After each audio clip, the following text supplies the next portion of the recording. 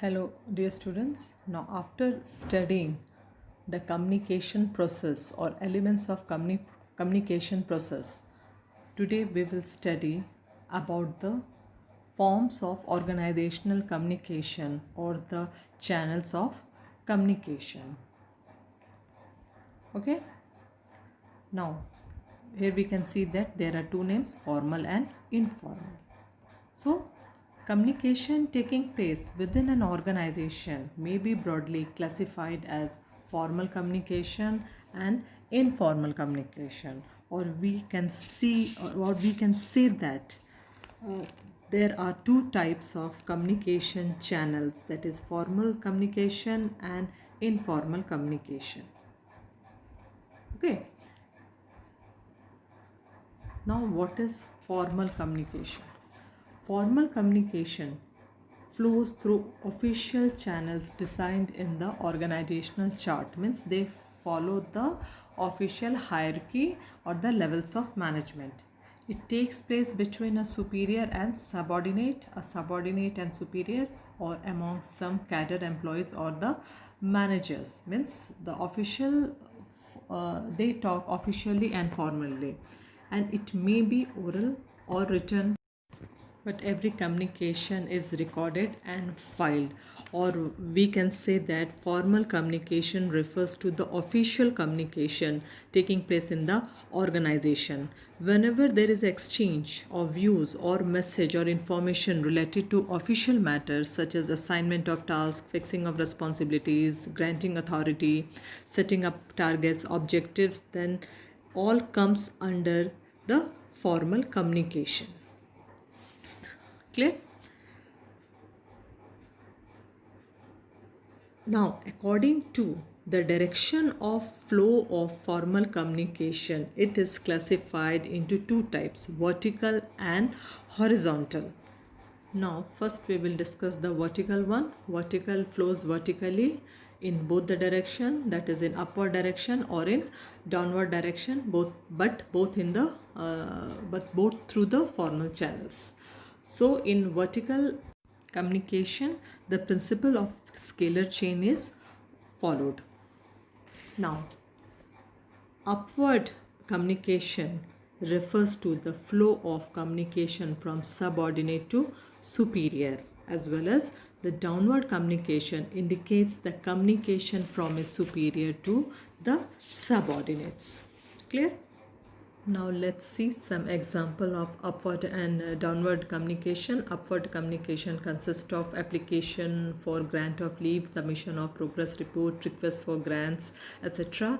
that is being passed from subordinates, or that is being presented from subordinates to the senior officers. And the downward communication includes sending notice to employees to attend a meeting, ordering subordinates to complete an assigned work, passing and guidelines framed by top management to the subordinates, etc. Clear?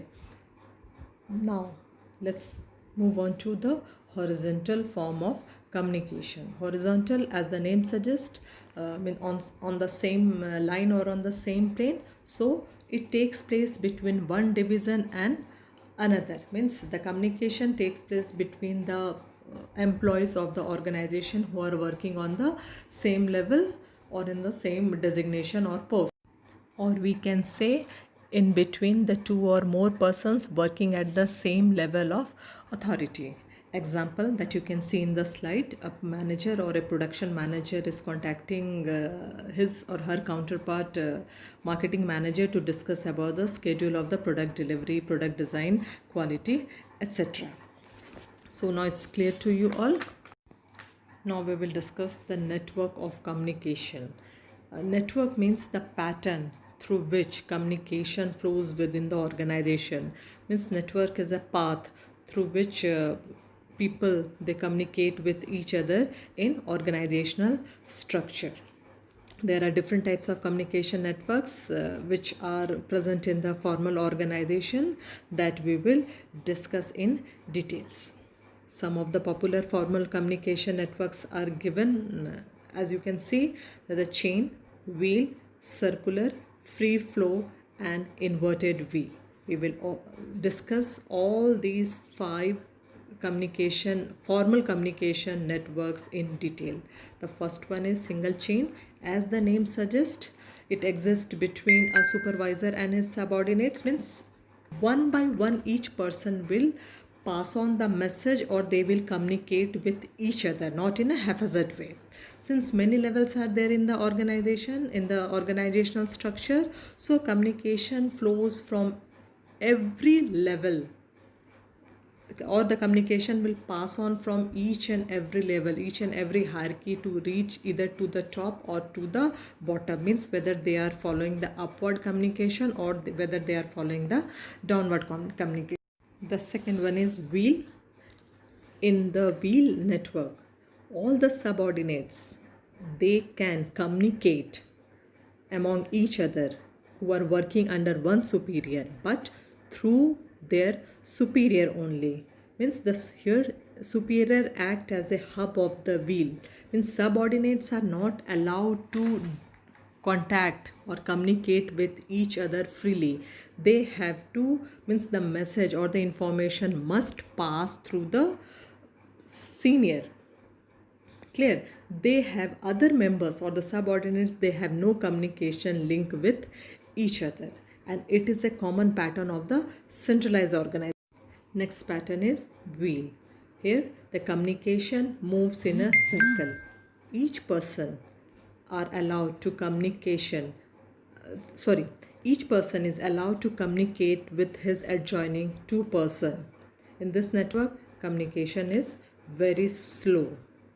Okay, means the person can receive or give information to 2 or more person in the organization, not more than that.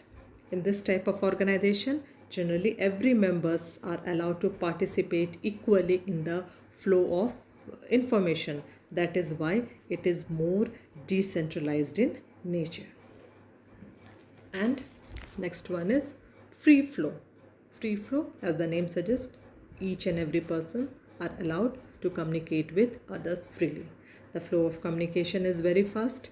As such, no specific hierarchy is maintained, no specific hierarchy is being followed, and no fixed pattern of communication is also there.